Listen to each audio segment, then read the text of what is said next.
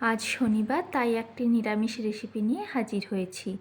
আজ বানাচ্ছি দুর্দান্ত স্বাদের নিরামিষ পনির, যেটা ভাত, রুটি, পরোটা যে কোনো কিছুর সঙ্গে খুবই ভালো লাগে খেতে। চলো তবে রান্নাটা করেই ফেলি। প্রথমেই কিছু গোটা গরম মশলা ও গোটা কয়েক কাজু মিক্সিতে ভালো করে পেস্ট করে নেব। এখন একটি ফ্রাইং প্যানে পনিরগুলি সাদা তেলে ভেজে তুলে নেব। এখন ওই তেলে গোটা মৌরি ও গোটা জিরা ফোড়ন দিয়ে দিচ্ছি গ্রেট করা আদা ও কাঁচা লঙ্কা কুচি। এগুলি ভাজা ভাজা হলে দিচ্ছি কাশ্মীরি লঙ্কা গুঁড়ো, হলুদ গুঁড়ো, ঝালের জন্য লঙ্কা গুঁড়ো ও ধনে গুঁড়ো। এগুলি অল্প একটু নাড়াচাড়া করে দিচ্ছি টমেটোর পেস্ট, স্বাদ মতো লবণ ও চিনি। সব কিছু লো ফ্লেমে কষিয়ে দিচ্ছি গরম মশলা ও কাজুর পেস্টটি।